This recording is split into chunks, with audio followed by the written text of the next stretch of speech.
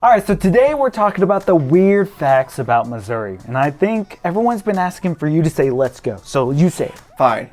Let's go!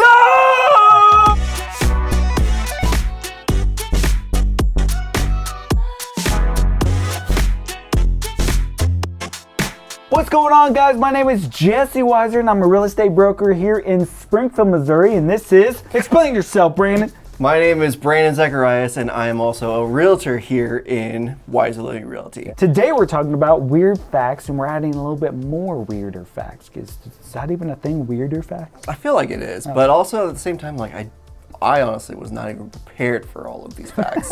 So we're making this video about Missouri, so if you're interested at all about moving to Missouri, check us out at wiserlivingrealty.com down below. You can check out houses that we have listed. You can check out houses in the area. Like, why should someone use us at Wiser Living? I mean, primarily because you are going to be working with us directly. Yes. Not a whole sales team. I like how everybody thinks that we always have a sales team. It's literally just us. Have got all the contact information down below. You're going to have our main number, our emails, I mean, everything. Even our Morse code signature. Is that a thing? Is it a signature? Not anymore. No? Not anymore. Okay. We have actually helped over 100 people move to Missouri, our little area, and we want you to be the next person. Like, that's why we make these videos, is so we can get to know you, get to know your goals, help you buy the real estate, your home, and we don't take that lightly. Like, we want to help you. So when we made the first video before, we took all of your guys' comments, and this is your input, your comments, even weirder facts. So if you want to check out the other weird facts in Missouri, don't forget to check out the little thing above, or check out your input in this video by watching more of this video. All right, let's start off with the first weird fact. So what's crazy is that Missouri saved the wine industry in France back in the 1870s. Oh my gosh, how did they do that?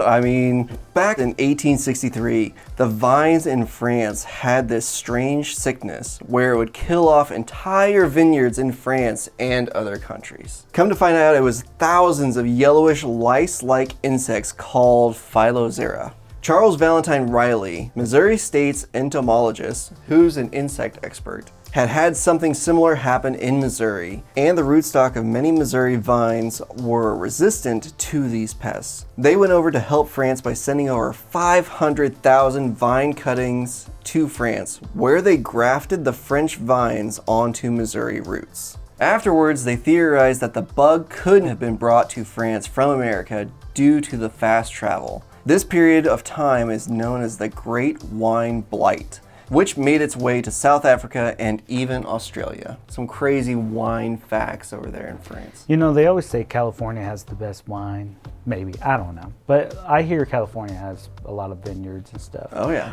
But don't you know that Missouri saved France's wine? Weird fact, actually in Springfield, Missouri, where we are, we actually made the 90s jazz design in the solo cups in Springfield. I mean, that really baffles me because I did not picture that being made here at all. I don't know why they called it solo cups, not just cups. Like, do they have double cups? Check this out. Whenever you see it, we were like, oh, like we now know what it is. Yeah, that's very surprising. It's bringing back some serious nostalgia from like going back to the mall, going to the movie theaters.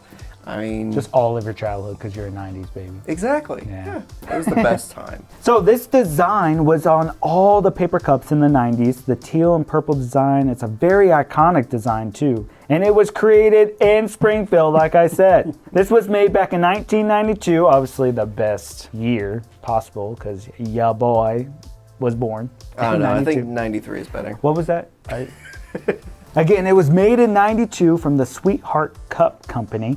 The company proposed a design contest to find a design that would print well. They decided on the one called Jazz by a woman named Gina Eckes. She still had her first original charcoal drawings of the famous squiggles. Now, this did become the top design and one of the most aesthetically pleasing images of the 90s, with its graffiti-like scribbles and resurfaced its popularity in the 2010s. Wow. It did actually come back. Yeah. Now she lives in Aurora, Missouri, one of the best, most superior, way away from everything cities. Enough with your solo cup nostalgia. It's cool. Let's talk about the UFOs that were here in Cape Girardeau. In 1941. Don't ask me how I know that. All this happened on April 12th, 1941.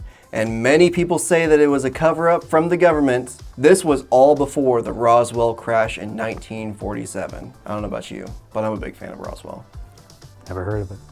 That's why you're talking about it. You know? The story begins with Reverend William Huffman, who was called down for a plane crash. They drove 18 miles out, and when they showed up to what looks like a flying saucer that had caught fire, with police there too to put the fire out. He claimed he could see a few alien bodies inside.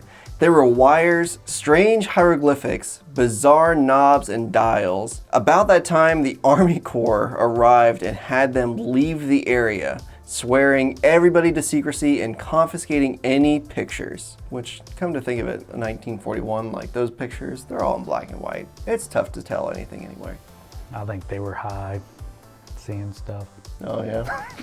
The story kept quiet for years, but witnesses told the story on their deathbeds. There were a few other men they mentioned there, including a photographer that got a photo of two men holding an alien. The evidence has gone missing. Because they were high and got off the high. I don't know. I feel like I've seen a UFO or two. I'm just the one that I just like poking, you know, I like stirring up the pot, you know. So enough about that conspiracy. Did you know that we actually elected a dead man to be governor over John Ashcroft? I did not know that. A dead man!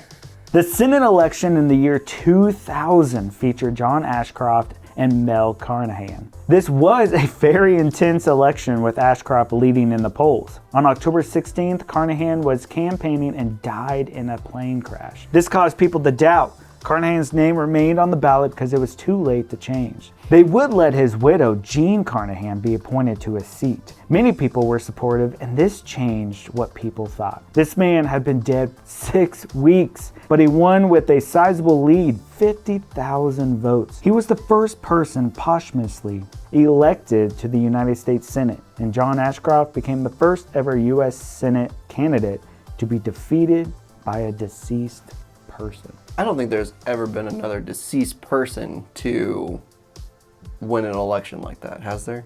I don't think so. Yeah. But welcome to Missouri, people.